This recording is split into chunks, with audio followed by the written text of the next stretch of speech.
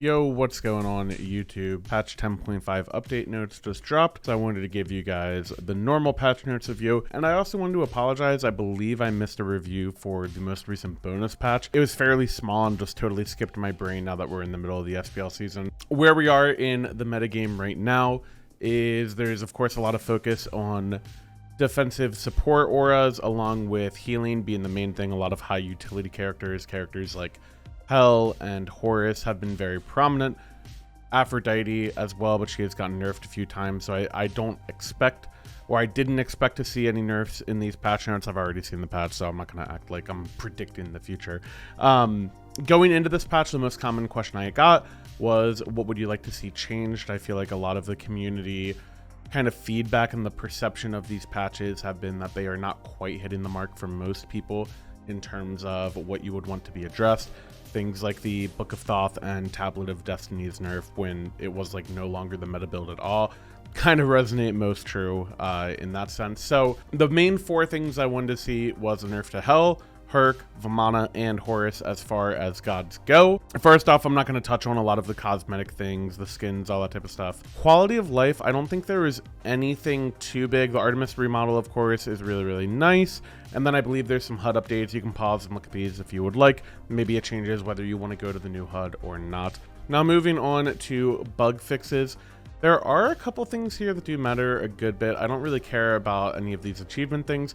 Maui did have this pretty commonly, mostly around mid lane, like the two side walls around Pyromancer, as well as the wall on the other side of mid lane, where it's kind of like that crescent shape, you know, kind of side area before you get to mid Harpies on the Gold Fury side of the map. You could actually Maui op people on the other side of those walls, and pretty commonly they would get stuck on top of the map. Wouldn't happen every time. You couldn't necessarily like plan for it. And if they just like, you know, moved around their character, they would fall off anyways. But definitely was pretty clunky, and good to see that will be fixed. A couple of these other things, I don't think there's really too much that seems like, you know, just a huge nerf. The big ones that stand out to me is Kali was working with Vital Amplifier with the lifesteal from her 2. My kind of perception of this change is that this will specifically stop that from happening. You'll probably not see Kali be able to utilize Vital Amplifier. There were some other issues with FPS, which I think was really cool. The other big thing here is actually Vamana. Erosion, and I thought it was other anti-shielding effects, but maybe it was only erosion. It was actually reducing his ultimate shield after each tick rather than overall. I don't know if that makes sense, but basically, like, it was just more effective against Vamana ult than it should have been. So this is technically a Vamana buff if erosion specifically was your go-to counter item for him. Past that, there's a couple item fixes. This thing where items were broadcasting their purchase, that normally is when aura items and stuff like that change. Not a big deal. Rod of Tahuti was getting an increased healing benefit from the passive of the item. Now that heals don't scale with magical power, that was no longer the intent. So that will no longer be the case. You're mostly seeing healers like Hell and Aphrodite in support anyways, but in the case where you did see them build a lot of power and build Rod of Tahuti, that will be tuned down. Caniers was actually providing bonus call to everybody in the area, rather than just 1 in 10 target. That has been fixed. Diamond Arrow, I believe, was providing 10% penetration rather than 8% to kind of go along with all the other changes in the previous penetration cap patch. And then same thing with Bumba's Spear, all that type of stuff. This Death's Embrace change actually could be pretty significant, fixed an issue where the passive cooldown reduction wasn't working on Freya and Poseidon's enhanced stim abilities. This could mean that you could basically have 100% uptime on these characters with Death's Embrace on Freya and Poseidon. I'm not quite sure if that changes their viability in ADC at all, but if you are an ADC player, definitely worth testing that out. I think that could be really cool. All right, moving on to the actual balance changes, the meat and potatoes, as some of you may say. I wouldn't say that, but I just did say it, so whatever.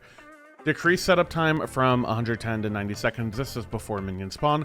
Personally, I actually liked the feel of the longer setup time. Maybe that's because I'm a competitive player, and I found that time quite useful at the start of a scrim or an SPL game to kind of plan out what you wanted to do. But in ranked, I could kind of see this being tedious, so I don't hate it. Personally, I would have kept it the same, but I'm pretty indifferent. Both teams are now granted full information of the in-world and minimap respawn times for Fire Giant, Gold Fury, and Pyromancer immediately after these bosses are defeated. Players will no longer have to visit the camp to see the time for the next respawn. My initial reaction to this as a competitive player is that it dumbs the game down and that it makes it a little too easy. But as I've thought about this more, I feel like it actually doesn't matter, and I think it's actually a good change. I had that same initial reaction when they added the global sound effect for Fire Giant, Gold Fury, all of that type of stuff. That used to not exist at all. You used to not know until you would literally walk over to the Fire Giant and see that it's missing. So team, back when I first started playing competitive, they could literally walk to Fire Giant, kill it back, and already be starting to push down duo lane before you even get to the Fire Giant pit to realize that they took it. And then you'd have to like instantly back or they would take your Phoenix. So it used to be really funny, and at the time I was like, oh, this makes the game so stupid.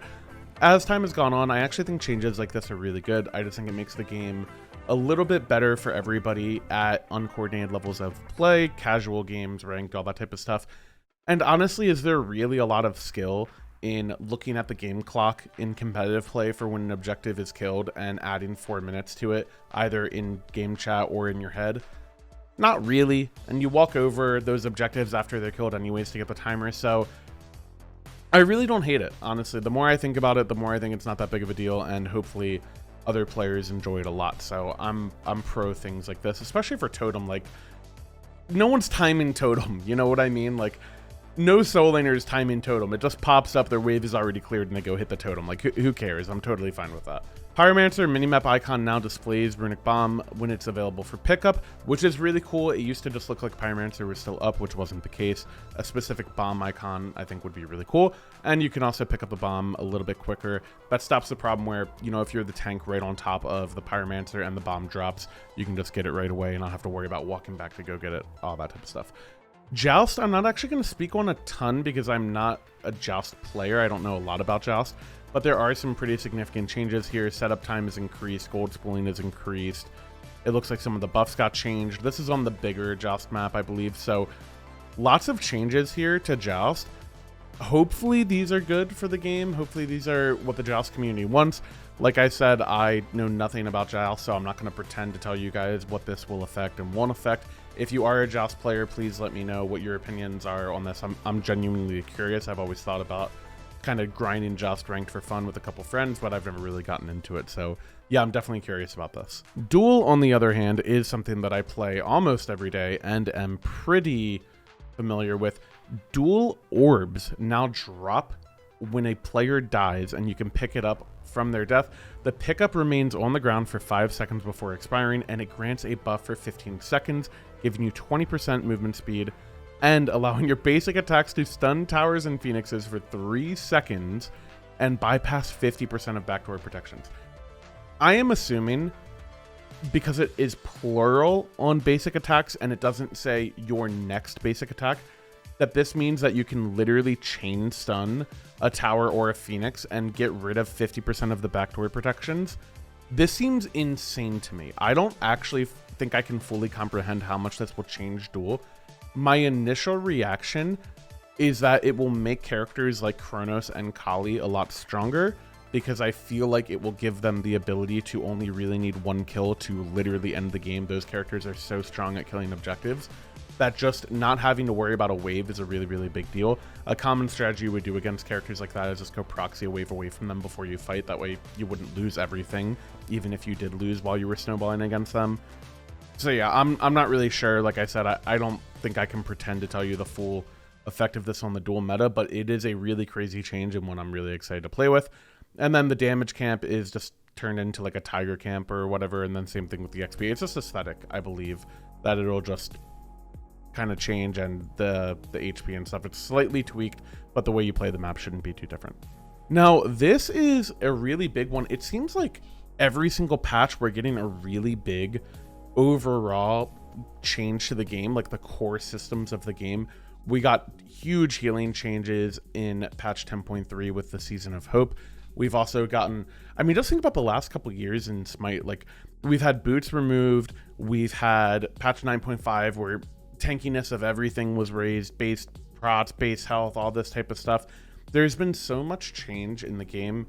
This is also adding to it. I mean, I even forgot last patch we had the percent pen cap removed or reduced a little bit. So percent damage mitigation from items will now be capped at 25%.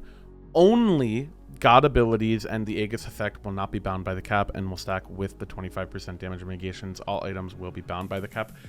I'm going to do a bunch of testing with this because sometimes it can be quite inconsistent, the description of these things. I have a few questions as it pertains to, like, Khepri 2, for example, gives your teammates damage mitigation. I'm assuming that will allow your teammates to go over the cap. Same thing with something like Bacchus passive. It's not an ability, but it's in a passive, so I would assume it's an ability.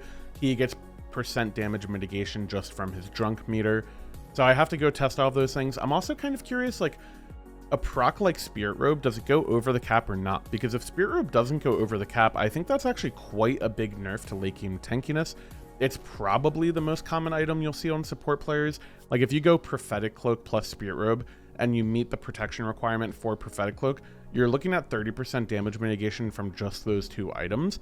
And if that now gets dropped to 25%, a lot of the damage mitigation on those items becomes a lot less valuable. I also want to take a second to talk about damage mitigation in the game in general. I personally actually felt like this was the best direction for tanks to go in Smite in terms of moving forward for like a healthy metagame. I think most of the community dislikes when tanks have a lot of damage and have the potential to solo backliners in a 1v1 scenario. And I actually think the Sigil build earlier this year was overtuned, but was generally healthy for the game. I think this idea that a soul laner is just a main tank, kind of this like big frontliner that's creating space and just kind of, you know, pushing back enemies and zoning them, all this type of stuff. I think that's way healthier than having a soul laner like a King Arthur, who if they blink on you, they'll just one-shot you in their CC and you have to beads and Aegis on them instantly. I feel like the damage mitigation style is actually a lot better, because if you could just ignore those guys and they wouldn't kill you unless you gave them like quite literally 30 seconds plus to just wail on you and hit you without you doing anything about it.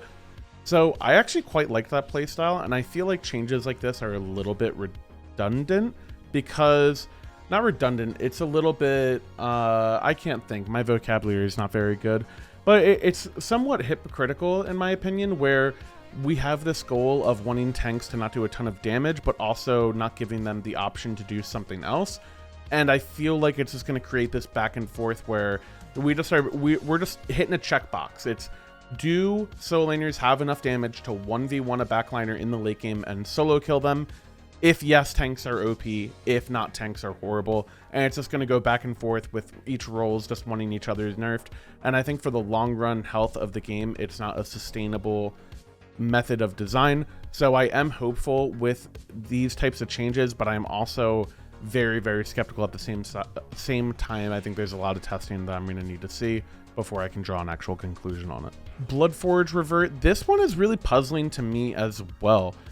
Bloodforge has had this huge identity shift over this season where it had attack speed and it was super broken, and then they nerfed the power, and then they nerfed the power again, and then the passive I think was nerfed at one point.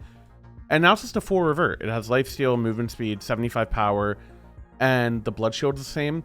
It basically just takes it off of being a hunter item and more towards being an assassin pure item, which I don't think is a bad thing.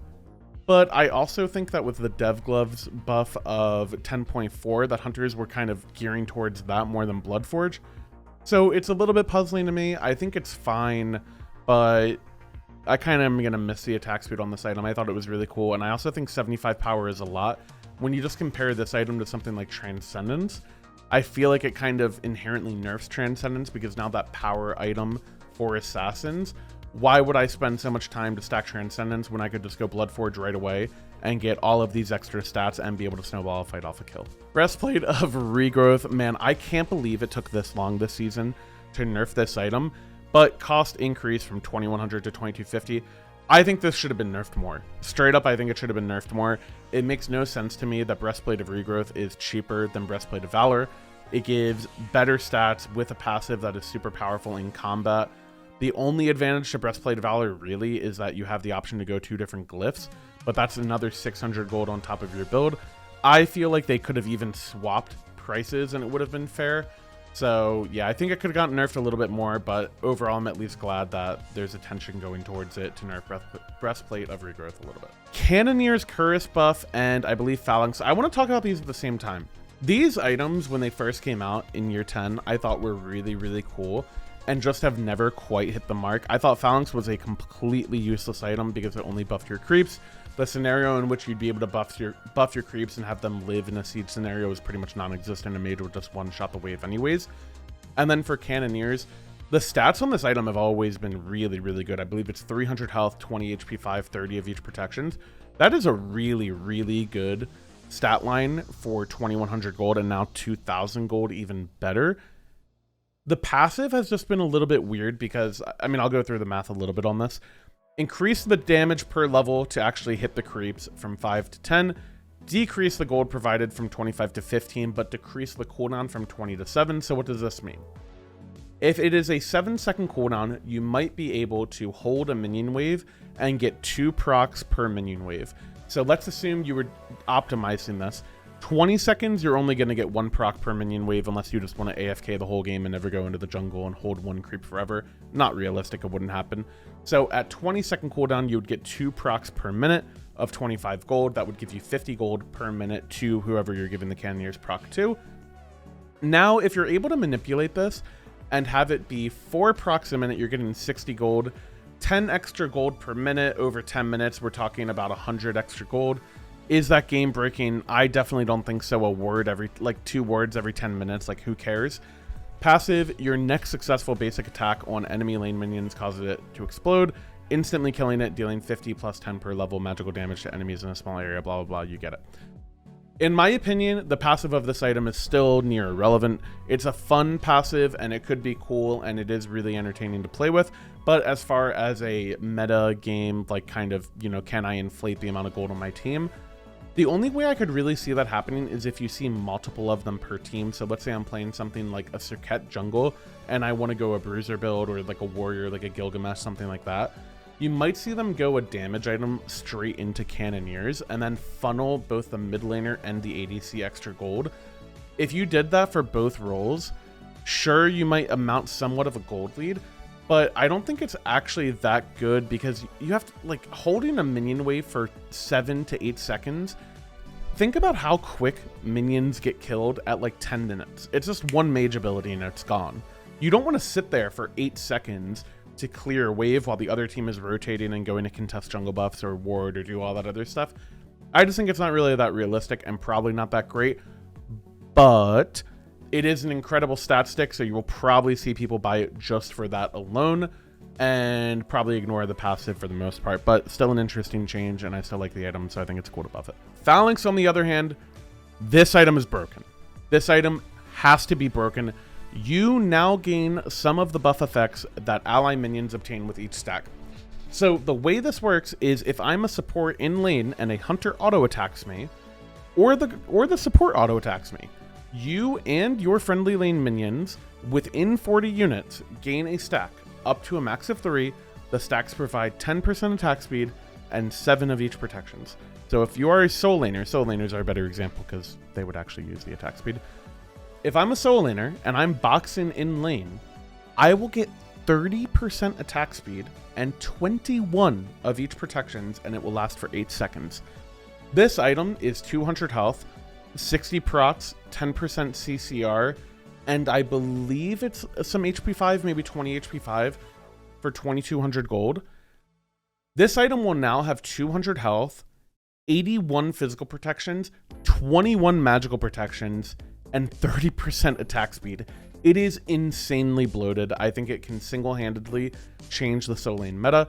I would expect to see it on a lot of characters like Amaterasu, Osiris, Bellona, that type of stuff. Those haven't been meta soul laners by any means, but a 30% attack speed buff is really, really crazy. I am excited to see how this item does. Stone of Gaia, kind of on the other hand, decrease the cost, decrease the cooldown. I'm just going to say what I think. I think the item's bad. I think if it is good, it's in soul lane. I'm talking from a support's point of view. I don't see why I would ever build this item over Mill of Renewal or over defensive auras, over stacking items. Even Cannoneers, I'd rather just have Cannoneers unless it's cheaper, gives me more prots, whatever. It's interesting. I'll test it. It might be good if you're against like a true poke comp, but even then, normally if there's a mage poke comp or something like that, they build anti-heal anyways, especially at higher levels of play. We'll see how it does, but I'm not too hopeful for this item. Spectral Armor, on the other hand, this is a huge shift. Rework passive. It is now an aura. Allied gods within 55 units take 30% reduced bonus damage from physical critical strikes. This means if you're against a crit hunter, only one person on your team needs to build a spectral armor rather than both the soul laner and the support having to build it. When you are hit by a critical strike, you gain 15 physical power and 20 magical power, stacking up 3 times and lasting 6 seconds. This is a soul lane aura item, in my opinion. Maybe you could buy it if you are a dive-oriented support to give you a bit of a hybrid item, but to me, this has soul laner written all over it. Whoever is going to be wanting to dive the ADC, you provide this passive to whoever else is diving with you, whether it's your jungler or whatever. Really, really strong. I really like the change of it. The aura or the passive effect before just wasn't realistic. It wasn't really doing much. I am worried with how this would affect crit in the long term, but I still think crit is incredibly strong, so I like this change. War Flag shift, this is another big one. It's kind of funny, Aurora and I were just talking about this in the latest episode of the podcast. Go check that out if you guys haven't, by the way. Aurora and PBM have a podcast. It's on the YouTube channel. You can find it. This item provides gold per enemy and jungle monster assist rather than requiring the lowest gold on the team. This was just an inconsistency. All the other support starter items didn't require this, but War Flag did for whatever reason. Glad to see that get changed. I think War Flag is very viable. I think anytime you have multiple auto attackers in your team comp, hint, phalanx, you will get some good use out of this item, especially if you're a character that can proc the upgrade on War Banner in the late game. Very, very powerful at sieging. I think sieging has been a pretty tough thing for a lot of levels of play so far this season. So having a support starter item that can directly help you with that could be very interesting. Definitely give it a try if you're a support player. As far as gods, Hell nerf, this is perfect. Like I said at the start of this, Hell, Herc, Horus, Vamana. I wanted to see all 4 of them get nerfed. Hell, the main thing I wanted to see nerfed was her 1, the healing, as well as the mana restore I thought was a little bit too high. We're not seeing the mana restore get nerfed, but we are seeing the self and ally heal get nerfed, so her sustain in lane will be a little bit lower, but her mana sustain will still be infinite as long as you hit every single one of your ones. I like the change. It's not going to completely kill her. She's still going to be good, but it is a little less obnoxious. She's kind of the only healer that was doing crazy healing after the patch. Same thing with her third ability, Inspire, Repulse, whatever. Decrease the self-heal scaling from 6.5 per level to 5.5 and decrease the ally heal. This is also halved on minions, by the way, so pretty big deal. Should make her laning phase a little bit less obnoxious. Hercules, correct changes. His cooldowns when I believe Season of Hope went from 13 to 11 seconds. They've basically partially reverted that. They've met halfway. In my opinion, not enough. I think Herc is doing way too much damage.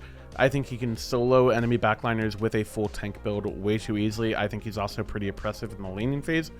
Maybe that changes with some other changes this patch, but I still think his cooldowns are a bit obnoxious, and I think a full revert would have been fair, along with maybe nerfing either his passive or, you know, his boulder damage or something like that.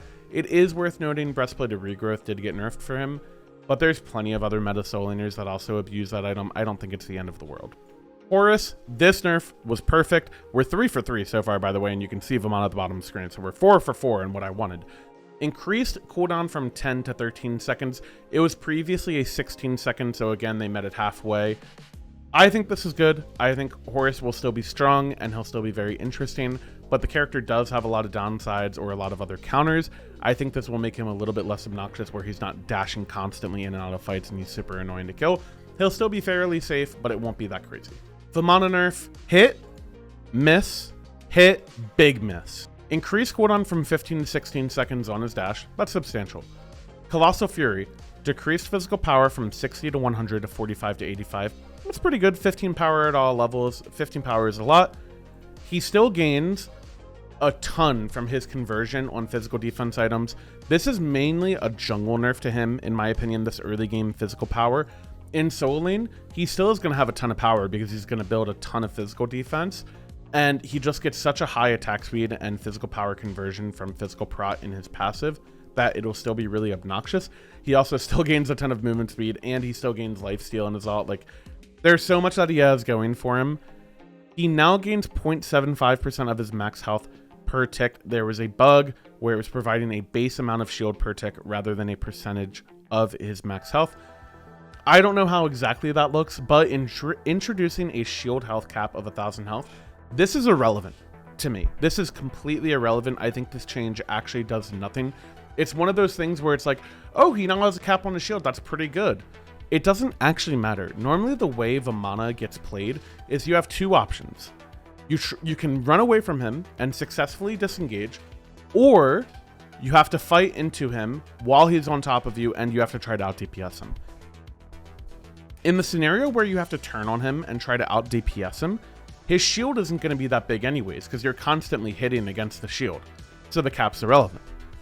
In the sense where you're trying to disengage from him, like let's say he blinks on top of you and starts ulting you and you can jump away or Janus ult away or something like that, you're just going to wait out his ult until you go back in and try to hit him anyways. When he deforms from his ult, he loses the entire shield anyways. It's not like he keeps the shield going into the fight. So it's just a useless change in my opinion. It's something that sounds like, oh wow, that's a big nerf. It's actually useless in terms of gameplay. I think this character will still be ridiculous and still needs nerfs. And also, Phalanx is crazy for him. It's nuts for him.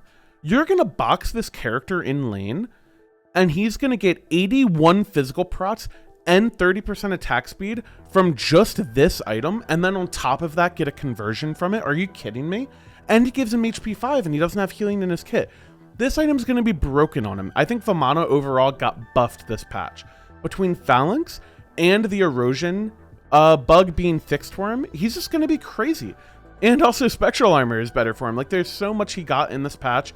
I think they completely missed the mark with these Vamana nerfs. I could be wrong, but I really don't think I am. I'm pretty unhappy with this, honestly. Daji buff, decreased cooldown on your 3. Sure, whatever. She hasn't been too good. And I have Lasper on my team, so I'm happy to see Daji get buffed. Hachiman buffs, I really like the direction they did. You'll see it in some of these future things. There's a lot of changes to ADC and solo to try to shift the meta on those roles. I think both of those roles have been fairly stagnant for a long time now in terms of god pool. And I really like them trying to aggressively change those gods via balance. And I also like that they didn't do it by gutting other characters. They're doing it by buffing competitive characters, and you'll see what I mean. MP5 decreased from 0.3 to 0.2 per level on his passive. He now gains attack speed per stack from his passive. He gains 20% attack speed total at level 20 at max stacks of his passive. Just a little bit of attack speed goes a long way. It also helps him with item interactions such as Silver Branch. Increased damage from 10 to 30 to, or plus 110% of your basic attack damage to 20 to 60. So 10 damage at rank 1 and 30 damage at rank 5, plus 10% more scaling. It was always a meme that Ishtar 1 was way better than Hachi 1. Hachi 1 will now hit very hard and feel like a real ability. I really like that. And his Heavenly Banner, his Clear, and his Poke got buffed by 10 damage at all ranks. Really like these Hachi buffs. Hachi has always been a very good hunter in lane, one that I always like to play support with because he has such a good fight. He's fairly safe. He has really good clear, all that type of stuff. He's good at objectives with the steroid. Definitely like seeing him get buffed because he's also a god that kind of checks characters like Cernunnos, where Cern has been so oppressive in terms of fighting in lane as an ADC. Hachi is a character that has a really good matchup into him because you have great chase on him, you have a great all-in, and you have CC immunity for his ult. Really like this change. Jormungandr, I hate this god. Decreased cooldown from 13 to 12 seconds on consuming below. Fixed an issue where Jorm would lose movement speed provided from this ability when revealed from stealth. That wasn't really an issue. Like, he's always been this way. That's not like a bug. They're basically just saying, hey, when you're out of stealth, you still get the movement speed. And they decreased the cooldown from 16 to 12 to 14 to 12. Pretty substantial change, actually. The movement speed is a big deal. Yorm has always been a very good lane bully. Maybe he can get away with that. I'm not too sold on it, but it'll be interesting to see if solo laners try him. Please don't play him in support. Oleron was a character that was really broken at the start of Season 10, and then after some Gilded Arrow nerfs went through, he stopped getting played. Overflowing Divinity as a second ability increased the base damage from 60 to 120 to 70 to 130. Buffing his early game damage especially is crazy. This is the ability you start with at level 1.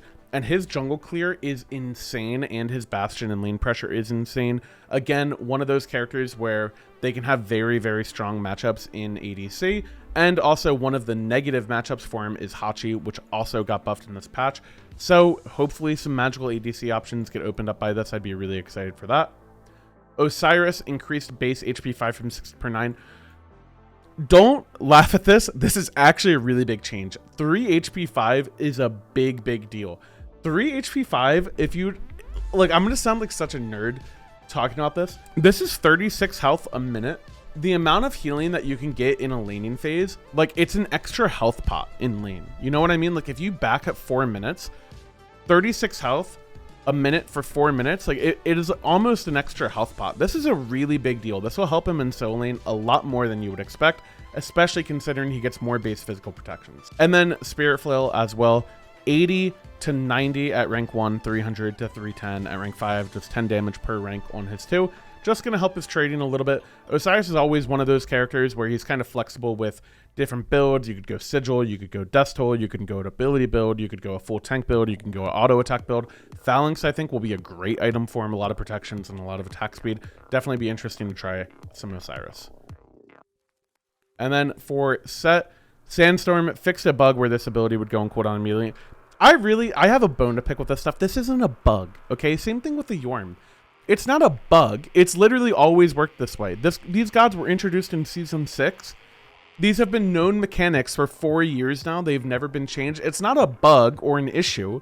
They're just changing the way it works. I don't understand why we can't just say we're changing the way it works. His ability will now not go on cooldown until it's completely finished, you know, the swirly effect. And the cooldown has been decreased from 14 to 10.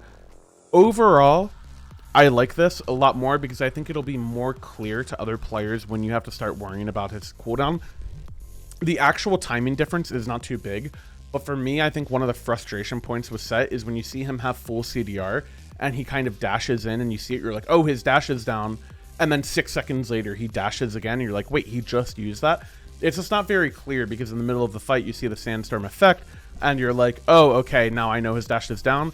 Now you'll have a more clear, okay, Sandstorm just finished. He's going to have this ability in 6 more seconds, whatever it is when he has full CDR. So from a visual, you know, counterplay perspective, I really, really like this change. Soul decreased cooldown from 13 to 11. Unlike all around, I don't actually think this is a big deal. Maybe I'm wrong. It does give her more sustain in lane and it does allow her to manage her heat a little bit more effectively. Those are kind of the big things about Soul is lane domination and heat management. So the more I think about this, maybe it does matter. I'm just not a Soul player, so I couldn't be the one to tell you, but nevertheless, I like that they're changing ADC characters in this patch. Sun Wukong, base damage from 90 to 100, 250 to 260. Again, 10 damage. 10 damage may not seem like a lot, but it is a big deal. This can be the difference between full clearing archers at a certain level versus another character. That can completely shift lane priority and rotations and all that type of stuff. And not to mention that because this ability does extra damage to creeps, it's actually more than 10 damage. So really, really like this change. Should be interesting to see how Wukong performs. Sylvanas increased minion effectiveness from 25% healing and damage to 35%. Doesn't matter. These Wisp, they hit for like 8 on creeps, not even that. It's barely anything. I wouldn't worry about it too much. Nature's Wrath decreased cooldown from 17 to 13 to 14 to 12. In my opinion, these changes don't change whether you would play Sylvanas or not. He's going to be good in the exact same spots as he was before. If you have good matchups and you can get good lane pressure and play from ahead with him, great. If you're going to get absolutely pounded the whole game, these do nothing for you. Tyr now has an additional... This is a crazy change, by the way. It's always been a meme like, oh, make Tyr ult do something. Like, give it a knock-up, give it a stun. Tyr now stuns enemies for 1 second on landing in his defensive stance. And in his damage stance, it deals 25% increased damage from his ult. I want to be very clear. 25% damage is not the same as 25% power, okay? 25% power is just 25% scaling. It only benefits you if you are building a lot of power, of course. 25% damage is nuts because it is multiplicative with other damage increasing effects like Frenzy, like Sunder, like Magus, whatever the heck else is going on, people. It is really, really crazy. This ult is going to absolutely chunk. I definitely think Tyr jungle could be funny to see if you could just like Frenzy ult onto the other team and just one-shot them. but you're mostly going to see it stunned. Definitely really cool. Tyr's problem has always been his late game, because if you have Magi's, his Fearless does nothing. Hey, now you have something else to play around Magi's. Also, really big lane bully, so he'll probably get played a lot. Non-conquest balance. This is the end of the patch, and I don't really have a lot of input on this, everybody. Kuzmo takes less damage. Alaron, less ult cooldown. Nerfs Atlas, more ult cooldown, more non-ult cooldowns. Same thing with Horus, and then Nem. Wait, nerf? Minus 10% non-ult cooldowns, minus 5% damage taken. So this is like a shift. Okay, whatever. I don't care. It's non-conquest. Doesn't really impact me. Anyways, guys, that is the patch notes. A pretty crazy one. Overall, I'm kind of indifferent on this patch. I don't think it's great. I don't think it's horrible. I think it's solid. I'm mostly just excited to see the next season that we have in year 10. And I've been really enjoying this patch because I love healers. I love healers. I love utility characters. Really, the only character that's been good in this meta that I don't love a ton is Vamana. And even then, I actually do like Vamana a lot. I just don't like when he can 1v5 your entire team. Anyways, guys, let me know what you think. Those are my full thoughts on the patch. I'm super excited to test a lot of these things. Let me know what you're excited to test. Please subscribe to the channel if you haven't already. And remember, new podcast episode will be out every single Thursday. Definitely check that out every week on this channel if you can. You can also watch it live every Wednesday at 3:30 p.m. on twitch.tv/Aurora the Chunk. I will see you guys in the next one. Bye. One if I'm trolling from Professor BM. You can hear the audience. I wonder if there's a favorite.